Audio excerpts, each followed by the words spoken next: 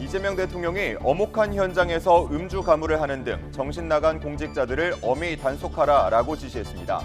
또 폭우 피해가 큰 6개의 시군을 특별재난지역으로 선포했습니다. 민생회복 소비 쿠폰 신청 첫날 신청자가 700만 명에 육박했습니다. 정부는 개인 간 거래로 현금화하는 사례 등 부정 유통 행위에 대해선 단속을 강화할 방침입니다.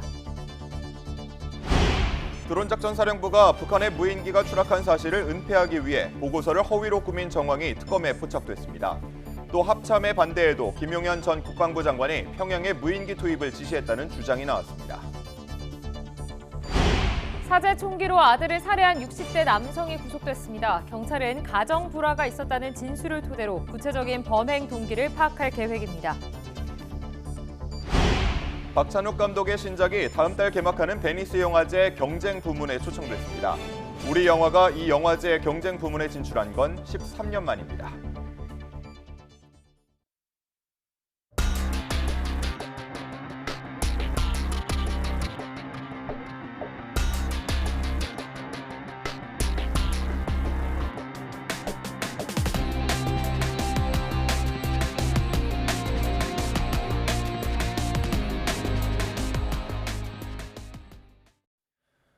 시청자 여러분 안녕하십니까? 7월 23일 수요일 뉴스타트 1부 시작합니다. 지난 주말 경기 북부 지역에 비가 쏟아지면서 4명이 숨진 가운데 실종자 수색 작업이 한창입니다. 현장에서는 추가 피해 우려 속에 복구 작업에도 총력을 다하고 있습니다. 김희영 기자가 현장에 다녀왔습니다. 70대 할아버지가 할머니와 20년 가까이 살던 집은 산사태에 쓸려온 토사로 엉망이 돼버렸습니다. 차올랐던 물은 빠져나갔지만 세간살이는 온통 진흙투성이가 됐습니다.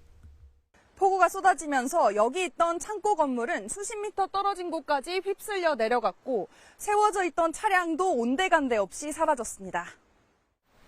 할아버지는 폭우 당시 옆 건물에 있다가 출입구가 막히면서 한참이나 구조를 기다려야 했습니다. 콩나무들이 그냥 내려와서 문을 다 덮치는 바람에 그 112 신고를 해도 통화할 수도 없고 그런 입장에서 기다려서 겨우 통화가 돼가지고 추가 피해도 우려되지만 복구는 어찌해야 할지 막막합니다.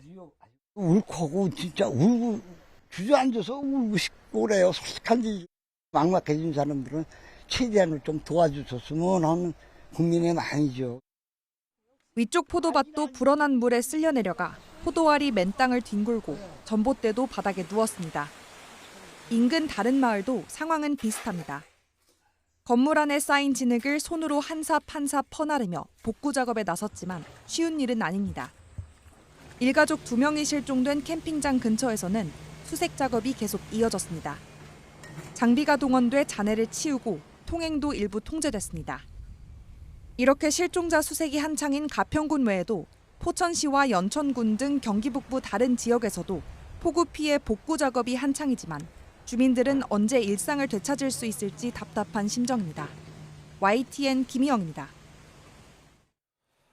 지난주 많은 비가 쏟아졌던 충청권에서도 피해 복구가 한창입니다. 무너졌던 제방을 다시 쌓고 망가진 비닐하우스를 보수하는 등 일상으로 돌아가고자 하는 도움의 손길이 이어졌습니다. 김기수 기자입니다. 굴착기 한 대가 하천에 들어가 바닥에 쌓인 흙을 계속해서 퍼냅니다. 인근 제방이 유실되면서 하천으로 쏟아진 토사를 빼내고 있는 겁니다. 바로 옆 다른 현장에선 훼손된 하천 제방을 다시 쌓는 작업이 한창입니다. 흙을 마대자루에 담아 한쪽에 쌓아놓습니다. 제방 복구 작업 현장엔 중장비들이 쉴 새 없이 오가고 있는데요. 이른 아침부터 수해 복구 작업이 이어지고 있습니다. 청주시는 제방이 유실되면 하천역 도로가 붕괴할 가능성이 있다며 복구 작업에 속도를 내고 있습니다. 이곳은 통행하는 차들이 많아 복구가 늦어질 경우 자칫 인명사고로도 이어질 수 있기 때문입니다. 사면이 도로에 접하고 있는데 이걸 방치할 경우 2차 피해가 발생하는 도로가 붕괴되는 상황이 될 수 있습니다. 그러면 통행자나 이 인근 주민들이 생명이나 재산 피해를 입는데 수해로 망가진 비닐하우스를 정리하고 주택 안에선 물에 젖은 집기류를 꺼내 말립니다. 침수 피해를 본 농촌마을 곳곳에 공무원과 자원봉사자들의 복구 손길에 조금씩 원래 모습을 되찾아가고 있는 상황. 하지만 침수 피해를 본 일부 농가는 사정이 좀 다릅니다. 비닐하우스 안에 있는 애호박이 흙을 뒤집어 쓴 채 방치돼 있습니다. 보상을 위해선 정확한 피해 산정이 이루어지고 비닐하우스 바닥이 다 마른 다음에야 복구에 나설 수 있다 보니 당장 손 쓸 수도 없는 상황입니다. 보험회사에서 2주간 이거 상태를 보고 결론을 내린다고 하더라고요. 질어서 들어가지를 못해요. 말라야지. 이번 수해로 곳곳에 큰 상처를 남긴 만큼 완전한 일상으로 돌아가기까진 상당 시간이 걸릴 것으로 보입니다. YTN 김규수입니다. 이재명 정부 초대 장관들이 처음으로 국무회의에 참석했습니다. 이 대통령은 신임 장관들의 포부를 듣고 책임감을 당부했는데 일부 공직자의 잘못된 행태에 대해 강도 높은 비판도 내놨습니다. 정인용 기자입니다. 인사청문회 관문을 통과하고 이재명 대통령의 임명제가를 받은 초대 장관들이 노타의 차림으로 회의장에 들어섭니다. 이재명 정부 출범 뒤 새로 인선된 장관들이 처음으로 국무회의에 함께 자리한 겁니다. 신임 장관들은 장관직을 맡은 소감과 함께 검찰개혁부터 의료개혁, 관세 협상까지 각 부처 수건사업과 당면한 과제, 완수 의지를 밝혔습니다. 이 대통령은 장관들에게 환영 인사와 함께 책임감을 강조했습니다. 여러분이 하는 일 하나하나가 우리 5,200만 국민들의 삶에 치명적 영향을 미친다는 사실, 또 이 나라 미래에 시금석이 된다는 사실을 꼭 기억해 주시길 바랍니다. 이 대통령은 곧바로 수해복구 대책을 언급하면서는 신상 필벌을 중심으로 한 공직기강 다잡기에도 나섰습니다. 폭우로 자기 지역 피해가 큰 상황에서 야유회에 참석한 구리시장을 사실상 콕 집어 비판한 겁니다. 엄혹한 현장에서 음주 가무를 즐기거나 그 대책 없이 행동하는 정신 나간 공직자들에 대해서는 아주 엄히 단속하기를 바랍니다. 이 대통령은 자신도 국정을 책임진 대통령으로서 국민 고통에 더 예민해지겠다며 주민 일상 회복을 위한 정책에 지원을 아끼지 말아달라고 재차 당부했습니다. 특히 기존의 예방 대책에는 한계가 있다며 인공지능 기술을 기반으로 한 자연재해 종합대응 시스템 구축도 총리에게 주문했습니다.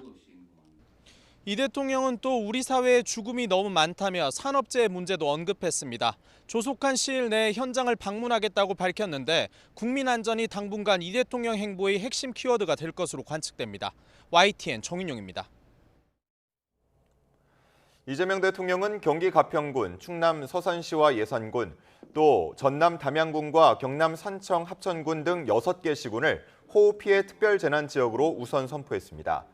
강유정 대통령실 대변인은 어제 서면 브리핑에서 이 대통령이 피해 지역 주민을 조속히 일상으로 복귀할 수 있도록 모든 행정 지원을 다해야 한다며 이같이 결정했다고 전했습니다. 특별 재난 지역으로 선포된 지자체에는 재난 복구를 위한 국비가 추가로 지원되고 피해 주민에 대해서는 국세, 지방세 납부 유예, 공공요금 감면 등 혜택이 주어집니다.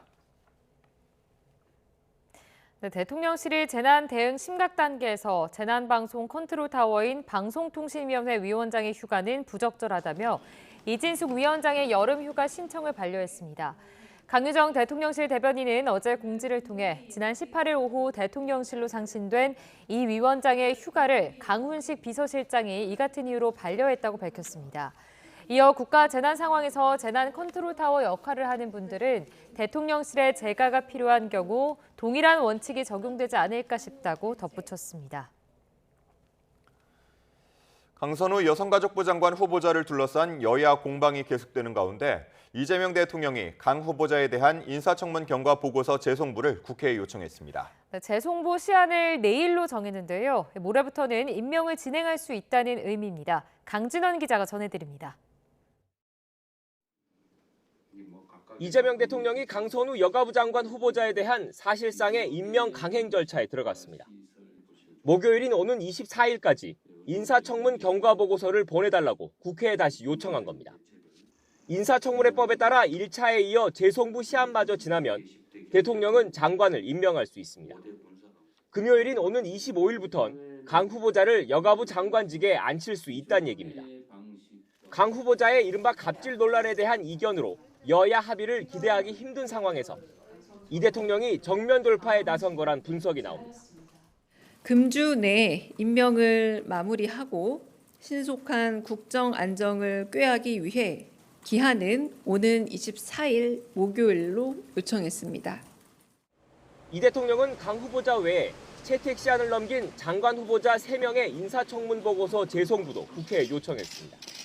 안규백 국방부 장관 후보자와 권오을 국가보훈부 장관 후보자, 그리고 정동영 통일부 장관 후보자 등 3명인데 시한은 역시 24일로 갔습니다.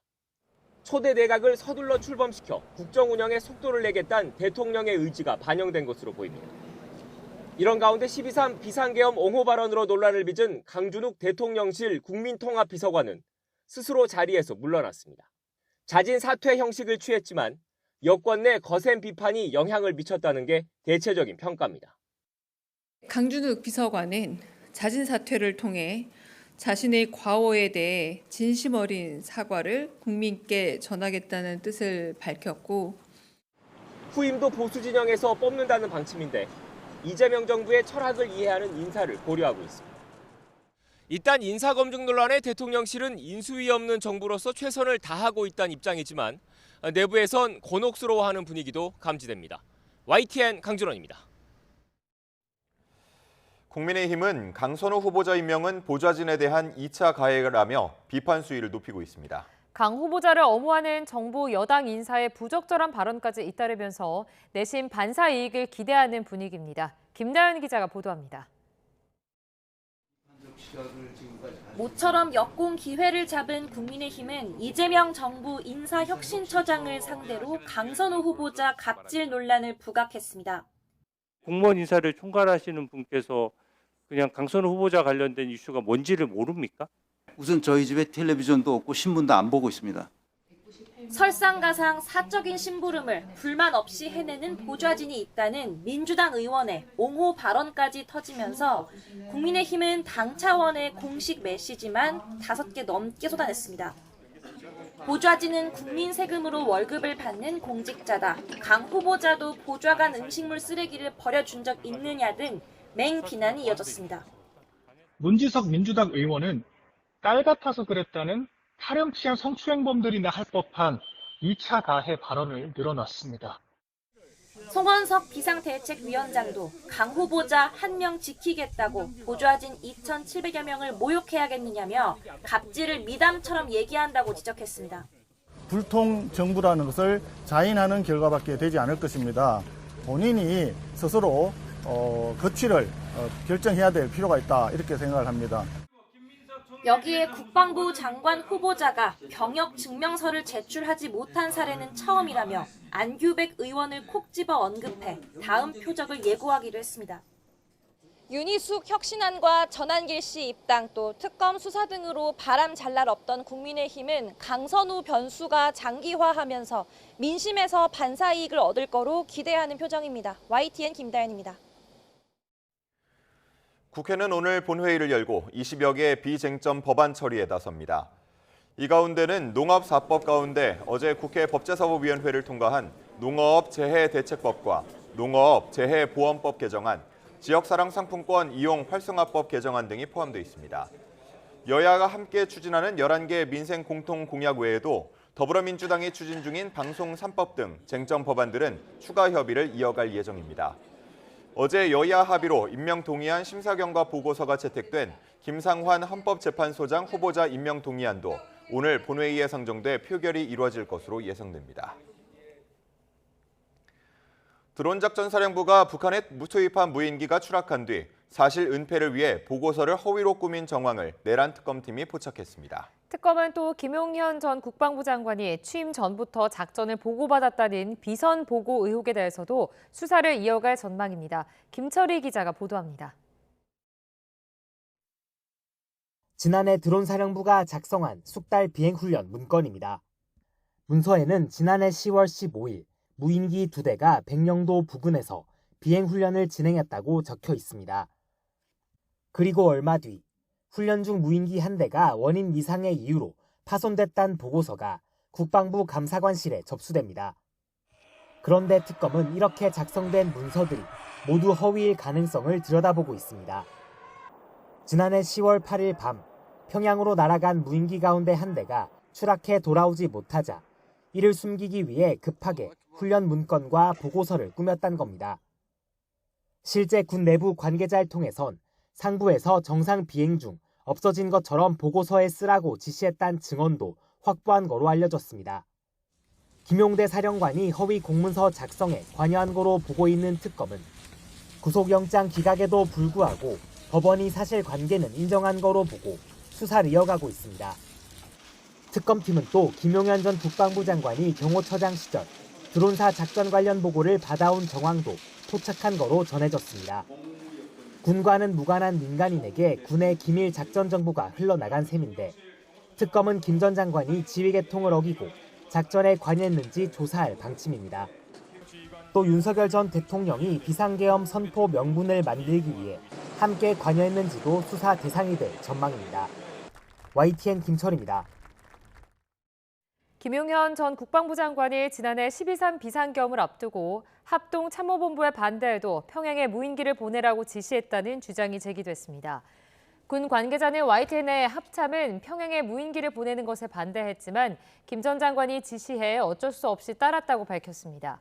특히 합참은 북한이 지난해 10월 평양에 무인기가 침투했다는 사실을 공개한 뒤 이제 더는 보내면 안 된다, 북한이 타격할 수도 있어 위험하다고 강하게 반대했지만 김 전 장관은 계속해서 투입을 지시했고 결국 평양이 아닌 남포로 보내라는 지시가 내려왔다고 주장했습니다.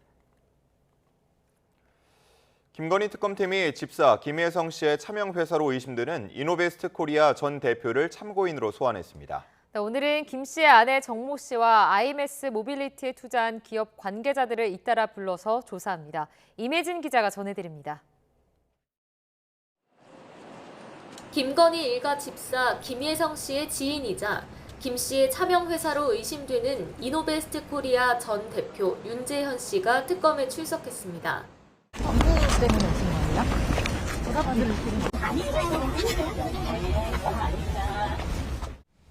윤 씨는 IMS 모빌리티가 184억 원 규모의 투자를 받고 지분을 매각해 46억 원을 챙길 당시 이노베스트 코리아의 대표였는데 이 회사의 유일한 사내이사가 집사 아내 정모 씨로 등재돼 있어 차명회사 의혹이 불거졌습니다.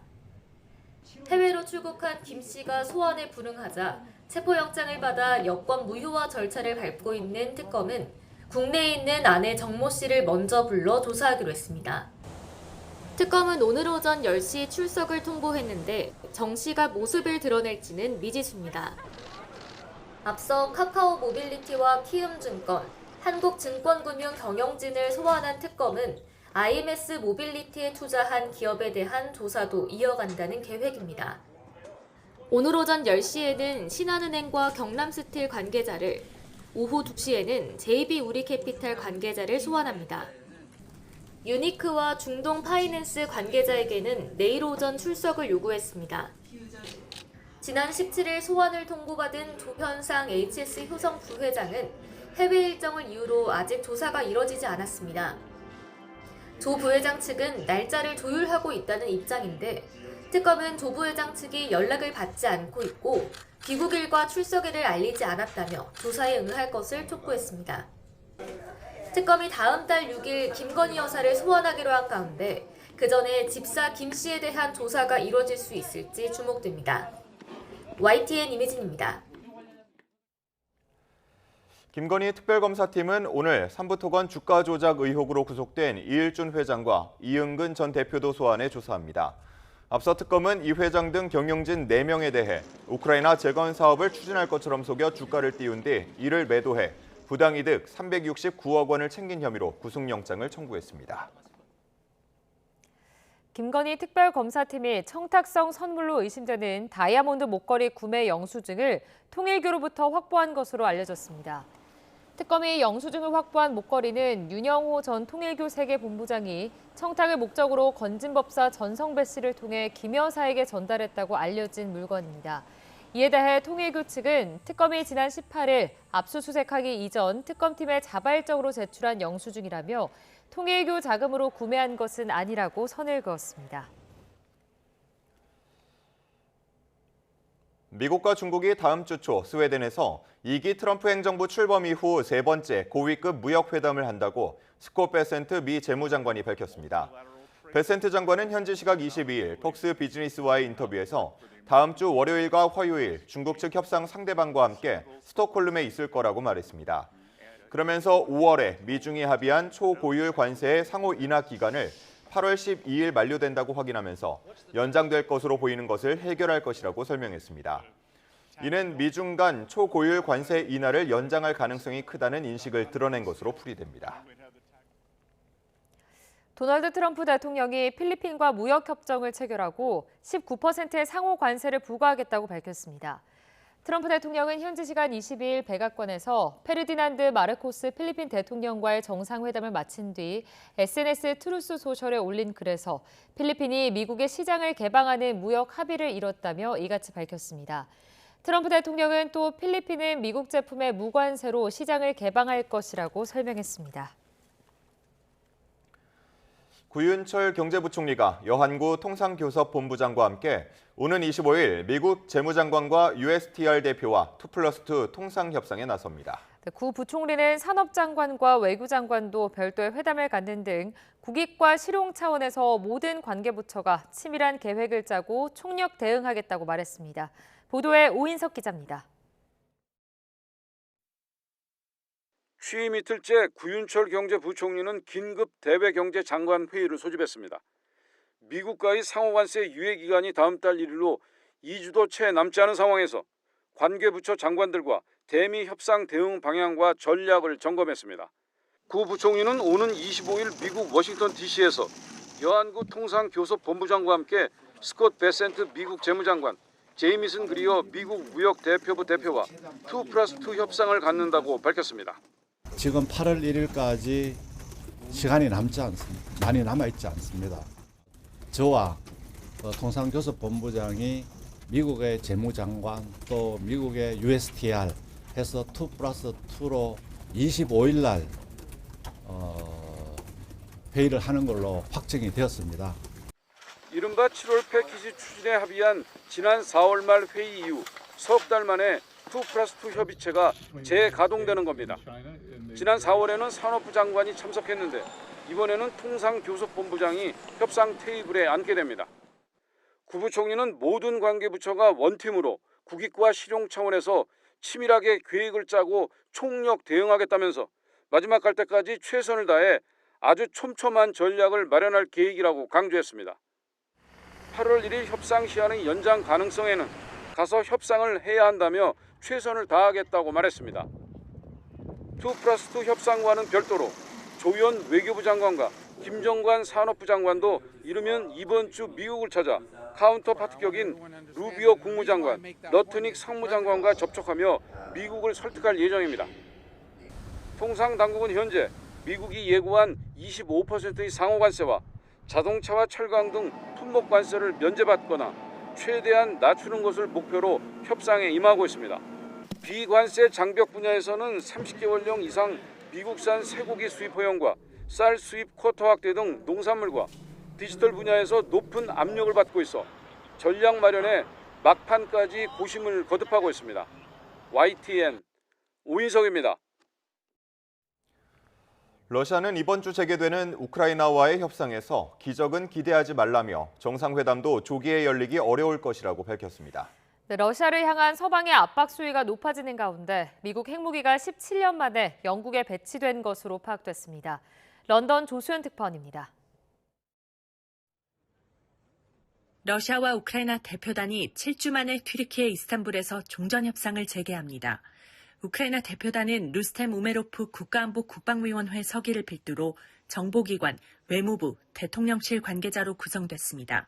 볼로디미르 젤렌스키 우크라이나 대통령은 전쟁 포로와 러시아에 납치된 어린이 송환, 그리고 정상회담 준비를 핵심 의제로 꼽았습니다.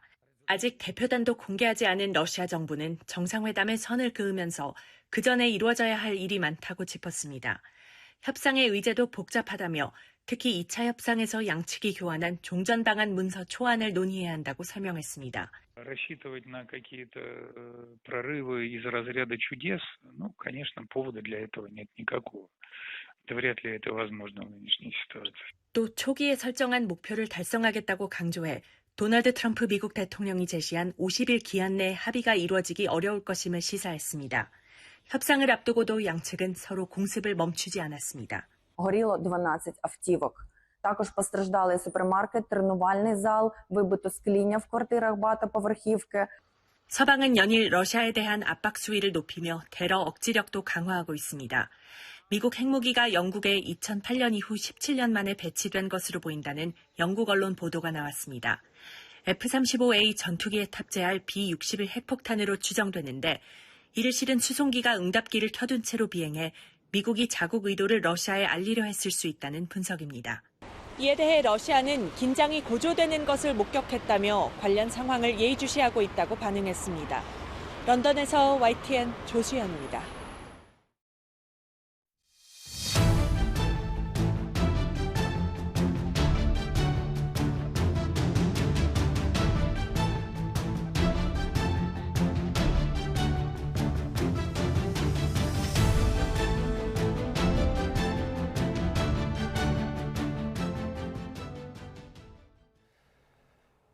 국민에게 지급되는 민생회복 소비 쿠폰 신청이 첫날부터 700만 명에 육박하는 인원이 몰리는 등 반응이 뜨겁습니다. 네, 정부는 소비 쿠폰의 부정 사용과 유통 행위에 대한 단속을 강화하겠다고 밝혔습니다. 김진두 기자가 전해드립니다.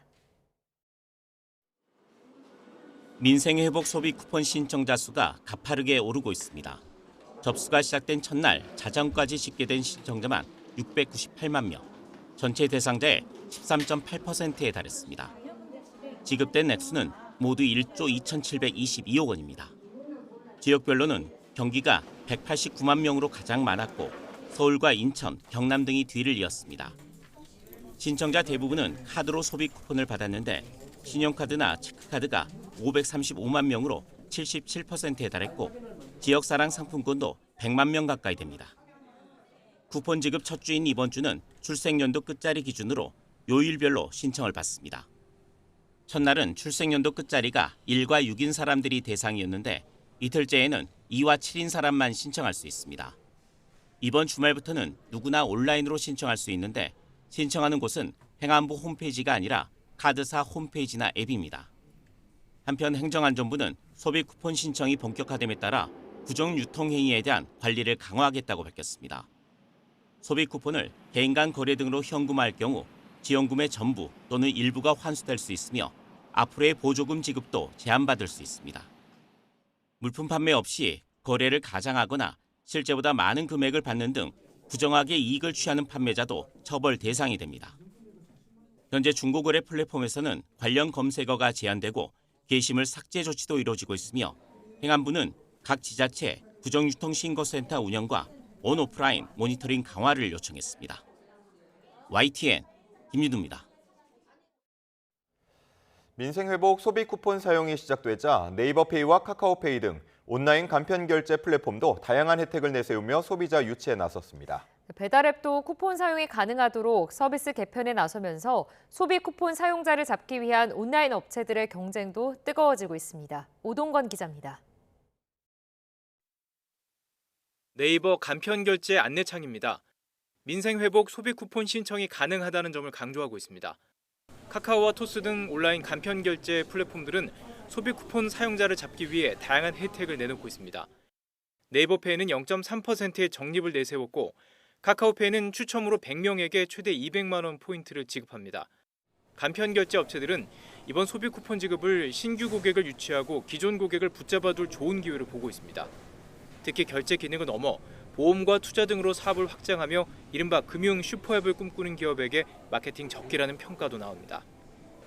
브랜드 인지도를 올리고 또 금융 플랫폼에 대한 인지도를 크게 올릴 수 있는 가장 좋은 기회이기 때문에 많은 프로모션을 하고 있다. 배달앱도 소비 쿠폰 사용에서 소외될까 서둘러 서비스 개편에 나서고 있습니다. 기존 앱의 선결제 방식은 쿠폰 사용이 어려운 만큼 현장 결제 등의 방식을 추가하고 있습니다. 배달의 민족은 만나서 결제 카테고리를 배치했고 요기요도 현장 결제를 선택 옵션에 추가했습니다. 앱에서 주문하신 후 결제 방법을 현장 결제로 선택하시고 라이더분이 방문 시 가지고 오시는 신용카드 단말기로 결제하시면 이용 가능하십니다. 하지만 배달앱에서 현장 결제를 선택하더라도 소비 쿠폰 사용이 가능한지는 매장 매출 규모나 프랜차이즈 계약 조건에 따라 달라질 수 있어 사전에 확인이 필요합니다. 또 온라인 간편 결제나 배달앱을 통한 소비 쿠폰 사용은 반드시 해당 업체의 정식 앱이나 웹사이트를 통해서만 할 수 있습니다. 문자나 이메일 등으로 전달된 URL을 누르도록 유도하는 방식은 피싱 위험이 있어 주의해야 합니다. YTN 오동건입니다. 한 줄 뉴스입니다. 제주항공 여객기 참사 원인을 조사하는 국토교통부 항공철도 사고조사위원회가 사고기 조종사의 비상 상황 대비 훈련이 적절했는지 점검을 벌이고 있습니다.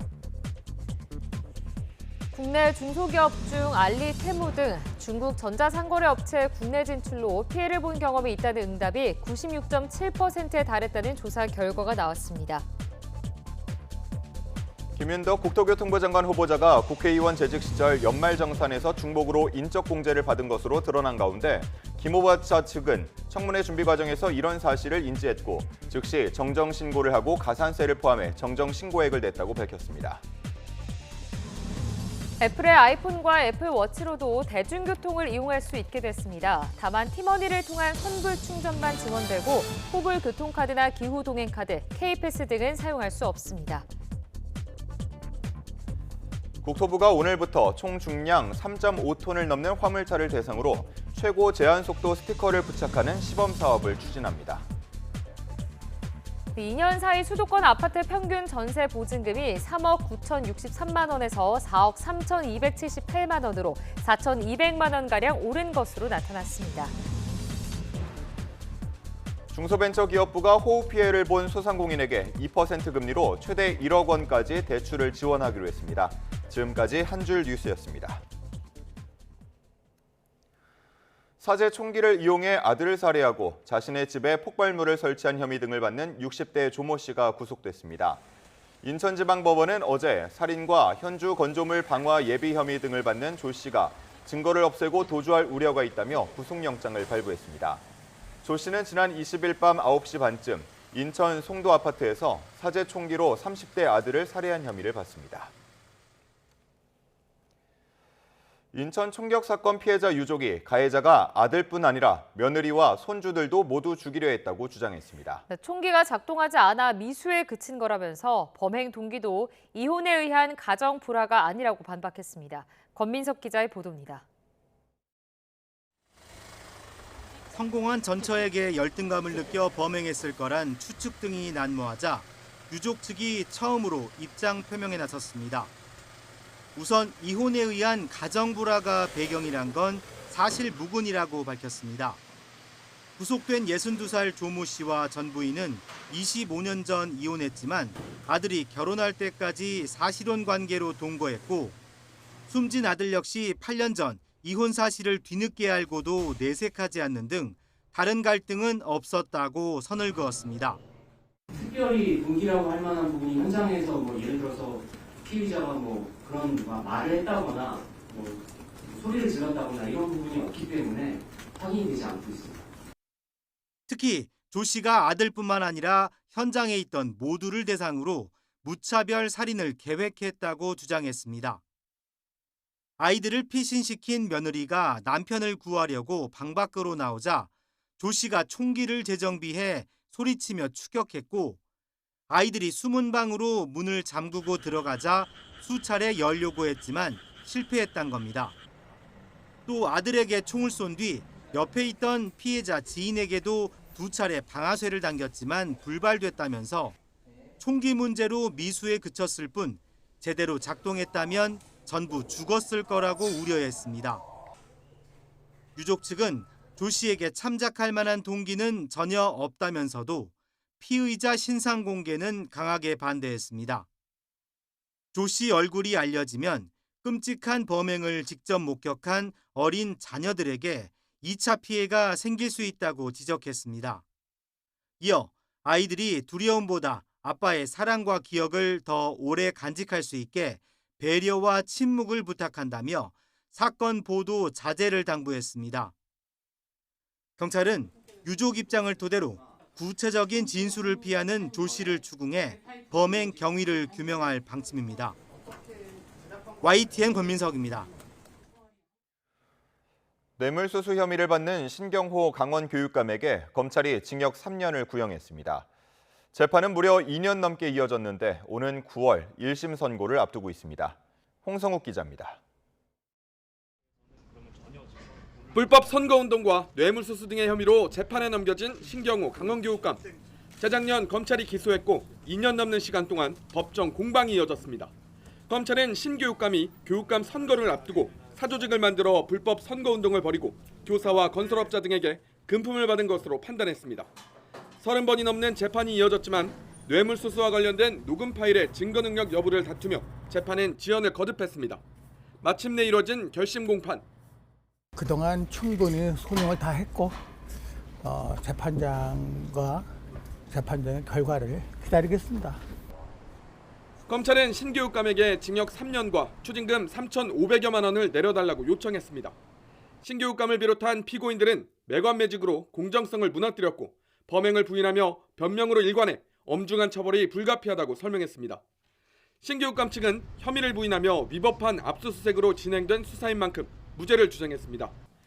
강원교육청 전 대변인 이모 씨에 대해 불법 선거운동 혐의로 수사하던 중 추가 혐의를 확인해 압수수색 영장을 다시 발부받아 녹음 파일을 확보한 별건 수사에 해당해 위법이라는 겁니다.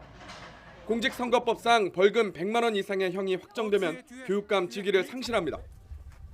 검찰의 구형은 결코 가볍지 않습니다.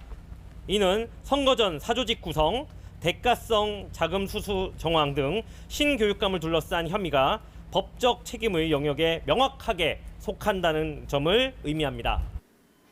검찰은 함께 기소된 강원교육청 전 대변인 이 씨에게도 징역 3년을, 선거자금을 건넨 혐의를 받는 3명에게는 징역 6개월을 내려달라고 요청했습니다.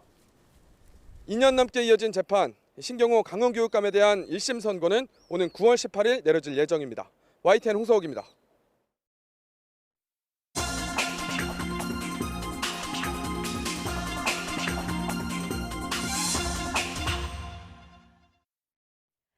오늘의 글로벌 픽입니다.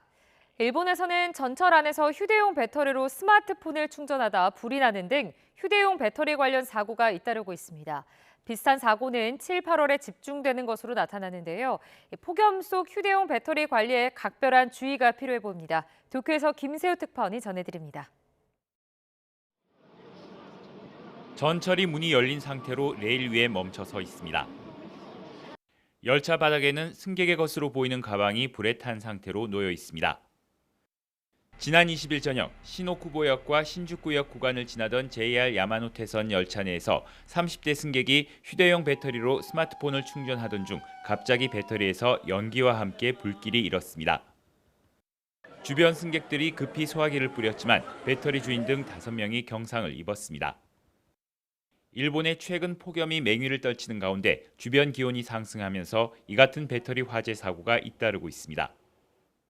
지난 10일에도 나고야시에 있는 지하철 승강장에서는 승객 배낭 안에 있던 모바일 배터리에서 불이 났습니다. ベンチで座ってて横にバッグを置いてたんですけど、そしたら急に音と同時に爆発して、気づいたら火も上がってて。 실제로 2020년부터 지난해까지 5년 동안 관련 사고는 1,860건으로 특히 7월과 8월은 200건 이상 집중되는 것으로 파악됐습니다. リチウムイオン電池はご存知の通り有機溶剤というものが入ってまして、40度ぐらいの引火点と言われてますので、周囲の気温が高くなる7月8月頃は火災が多くなる。 리튬이온 전지를 활용한 휴대용 배터리는 강한 충격에도 화재가 발생할 수 있습니다. 일본에서 비교적 서늘한 곳으로 알려진 홋카이도 일부 지역이 39도까지 치솟는 등 일본 열도 곳곳이 35도를 계속 넘나들고 있어 폭염 속 휴대용 배터리 사고 위험도 커지고 있습니다. 도쿄에서 YTN 김세호입니다.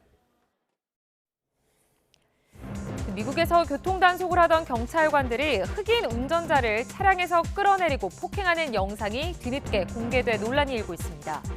AP와 CNN 등은 지난 2월 플로리다 잭슨빌에서 경찰관들이 교통단속을 하다 헤드라이트를 켜지 않았다며 22살 흑인 남성 윌리엄 맥닐 주니어를 강압적으로 제압하는 영상이 퍼지면서 공분을 사고 있다고 보도했습니다.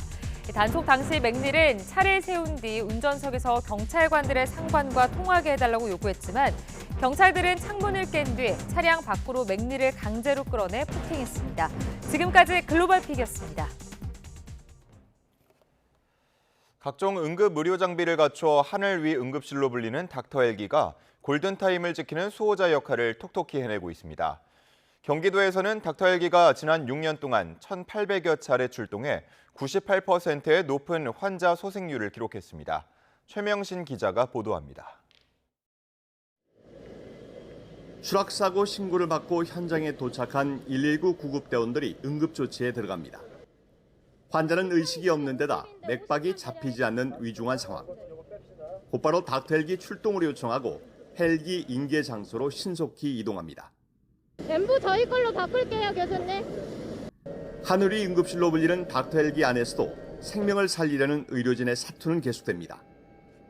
10여 분 만에 병원에 도착한 덕분에 골든타임을 지킬 수 있었습니다. 이렇게 지난 한 해 경기도 닥터 헬기가 출동한 건수는 573건. 지난 6년간 총 1,800여 차례 하늘을 날아 전국의 닥터 헬기 가운데 가장 많은 출동 횟수를 기록했습니다. 특히 경기도 닥터 헬기는 전국에서 유일하게 365일 24시간 운항 체계를 유지하며 야간 상황에도 신속히 대응하고 있습니다. 덕분에 환자 소생률은 98%, 지금까지 1,804명을 살려냈습니다. 사고 순간부터 1시간 이내에 어떤 처치가 들어가야만 생존율이 올라갈 수 있고 극대화될 수 있습니다. 닥터 헬기로 이송함으로 인해서 그 골든타임, 골든아워를 확보하는 데 굉장히 도움을 많이 받고 있습니다. 도는 운항 효율성을 높이기 위해 산업시설과 고위험 지역을 중심으로 인계 지점을 확대하고 있습니다. 전 지역에, 취약 지역에 또 모든 계층에게 골고루 이거는 책임 있게 저희 경기도는 한 사람의 목숨이라도 생명이라도 살리기 위해서 노력해 나가겠습니다. 닥터 헬기가 응급의료 접근성을 높이는 공공 생명 인프라로 주목받고 있습니다. YTN 최명신입니다. 9월에 개봉하는 박찬욱 감독의 신작이 세계 3대 영화제로 불리는 베니스 영화제 경쟁 부문에 초청됐습니다. 네, 이 영화제 경쟁 부문에 우리 영화가 진출하는 건 13년 만입니다. 김승환 기자입니다. 박찬욱 감독의 어쩔 수가 없다가 다음 달 말 개막하는 제82회 베니스 영화제 경쟁 부문 초청작 21편의 이름을 올렸습니다. Park Chan-wook, another movie that was given for granted in the Italian selection. 한국 영화가 베니스 영화제 경쟁 부문에 진출한 건 고 김기덕 감독 피에타 이후 13년 만입니다. 당시 김기덕 감독은 한국 영화 최초로 최우수 작품 상인 황금 사자상을 받았습니다. 박찬욱 감독 개인으로는 친절한 금자씨 이후 20년 만에 경쟁 부문 진출입니다. 어쩔 수가 없다는 박찬욱 감독이 헤어질 결심 이후 3년 만에 내놓는 신작으로 톱스타 이병헌, 손예진이 주연을 맡았습니다. 박찬욱 감독은 경쟁 부문 진출 소식에 긴 세월 이 작품을 포기하지 않길 잘했구나라고 소감을 밝혔고 주연 배우인 이병헌과 손예진 역시 기대되고 영광이라며 기쁜 마음을 감추지 못했습니다. 한국 영화의 부진이 계속되는 가운데 2022년 헤어질 결심으로 칸 영화제 감독상을 받은 박찬욱 감독이 또 한 번 쾌거를 이뤄낼지 관심입니다. YTN 김승환입니다.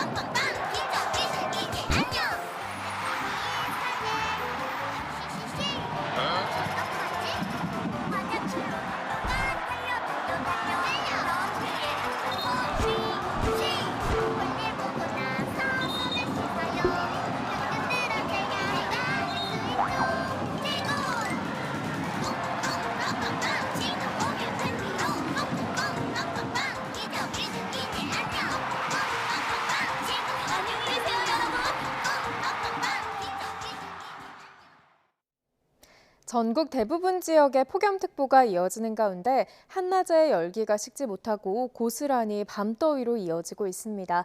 현재 기온을 보시면 곳곳에서 25도 안팎을 보이고 있는데요. 현재 서울 기온 25.7도, 강릉 27.8도, 부산은 26.8도를 나타내고 있습니다. 낮 동안에도 찜통에 갇힌 듯한 더위가 이어지겠습니다. 서울 한낮 기온 33도, 광주 35도, 대구는 36도까지 오르겠습니다. 오늘도 전국 하늘 대체로 맑겠지만 자외선이 강하겠고요. 남해안과 제주도 해안에서는 널성 파도를 조심해 주셔야겠습니다. 또 오후 한때 영서와 충북, 경북 북동 내륙에는 5에서 30mm의 요란한 소나기가 지나겠습니다. 당분간 내륙은 대체로 맑은 가운데 주 후반으로 갈수록 더위의 기세는 더욱 강해질 전망입니다. 날씨였습니다. 이상으로 뉴스타트 1부 마칩니다. 잠시 후 2부가 이어집니다. 함께해 주신 여러분 고맙습니다.